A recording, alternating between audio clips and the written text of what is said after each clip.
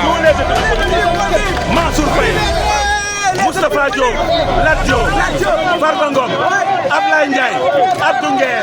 Bassir Fofana Badara Gadiaga Fouta marche pour leur libération tey war na mën a tax ce pouvoir là ces arrivistes là ces incompétents là ñu xam ni la jeunesse du Fouta a tourné le dos à ce pouvoir là la jeunesse du Sénégal a tourné le dos à ce pouvoir là merci au Fouta merci à la jeunesse sénégalaise la libération de Farba Ngom et de tous les otages politiques. Merci beaucoup.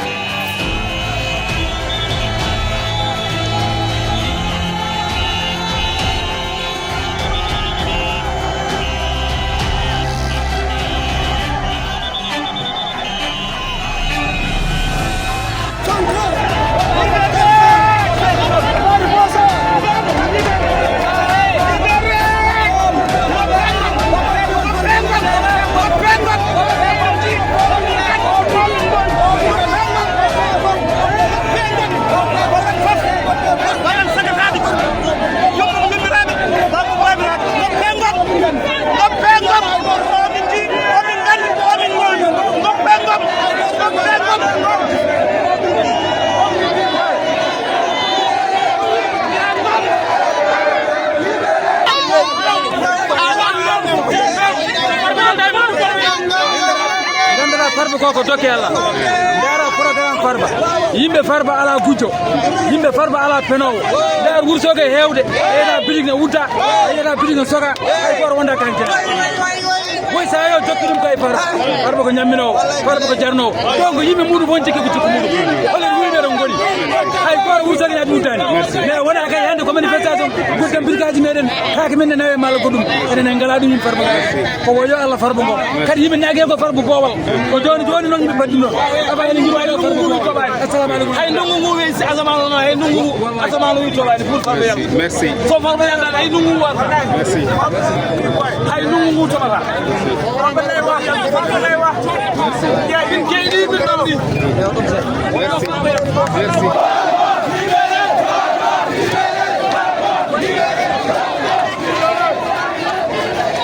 Farba Sonko dégage benn nit mënul moom mbir mi justice bi na ko bàyyi tout tranquillement justice depuis 2021 ba 2025 ba kañ justice nañu bàyyi doxal diplomatie yi bàyyi ñu liggéey loolu la ñu wax bàyyi Farba ci am na njëriñ doxal na xoolal mission yi forage bi yëpp moo ko xoolal na ko bàyyi ñu ñëpp la teg suñu turkel Farba suñu turkel la ñu wax Farba rek mooy opposant réseau bi de tante département Farba la dóor pour la ñu libéré ñu ñëpp la teg ndax ñu ñëw Farba ñun ñoo ko fal mu nekk député assemblée nationale ñun ñoo ko fal pour la mu ko tëj waa région Matam ñëpp la tëj. C'est fini pour Sonko ñëpp la tëj région Matam ñëpp la tëj na libéré Farba. ñu bàyyi diplomatie bi dox. ma tegal la ci benn gis nga li fi nekk ci mbooloo ànd nañ ak yar ak teggin déggoon nañ ci ay weewu bëy nag ñu ne Fouta gi ay ragal lañ fii ragal dëkku il fallait que ñu xam ne ñun ku ñu àndal li mu nàmbatal moom la xam liggéey daf ñi ñu liggéey ñun loolu la ñu xam ñu gatsa ñun dañoo am kilifa dañoo am kilifa ñu nekk ci mbooloo ginnaaw Farba Ngom sans Farba mënuñu nekk ñun avec Farba tout est possible ñun nañu xam ne Sénégal fu mu nekk nii économique Sénégal daanu na fu mu nekk nii xale yaa ngi jooy mag ñaa ngi jooy liggéey yëpp a taxaw yëpp a taxaw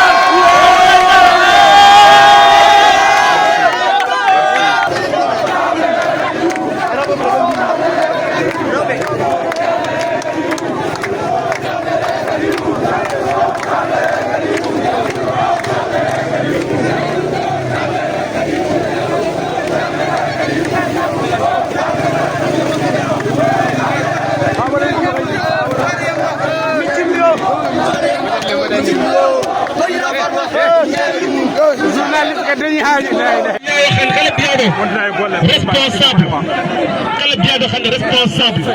politique do élection de Matam nen e oɗo combat Farba Ngom e jetti noon l'ensemble des maires de la région e jetti l'ensemble des présidents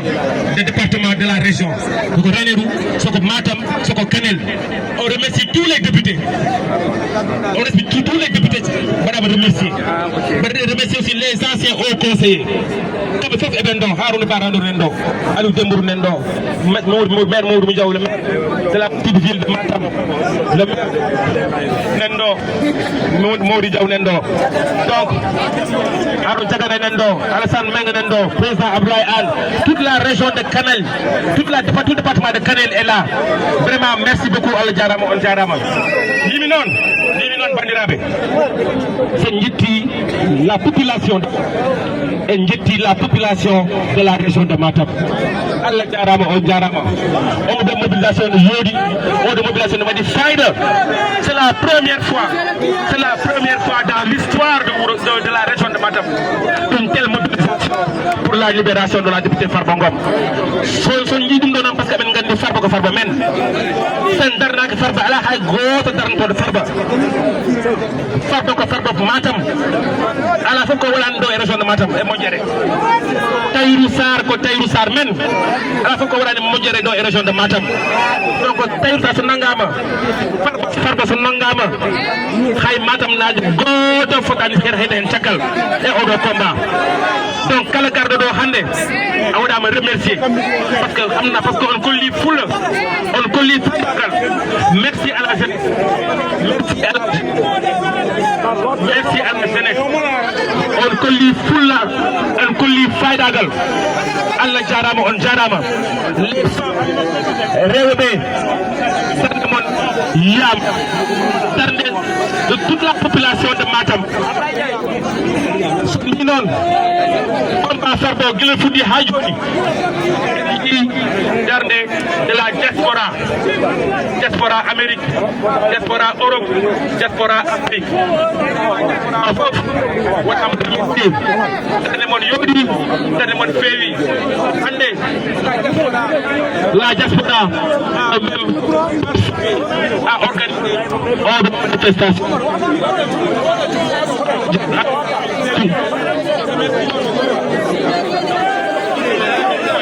je remercie la presse, je remercie les influenceurs pour leur mobilisation, la sécurité, les forces de sécurité. Nous remercions également Madame le Préfet. Nous remercions Madame le Préfet autoriser cette marche pacifique. Vraiment, on calminama, on mettanama. Comme Madame Dokonon, ko Farba wadana goto men fof wadani ko hoore mum do hay goto yiɓa ko mbuuɗu pour yo arɗo goto men fof ko engagement personnel donc dokke golle golle tant que Farba Yankani le combat n'est pas fini le combat n'est pas terminé tant que Farba Yankani Allah jarama on jarama merci à tout le monde merci beaucoup Adama Faye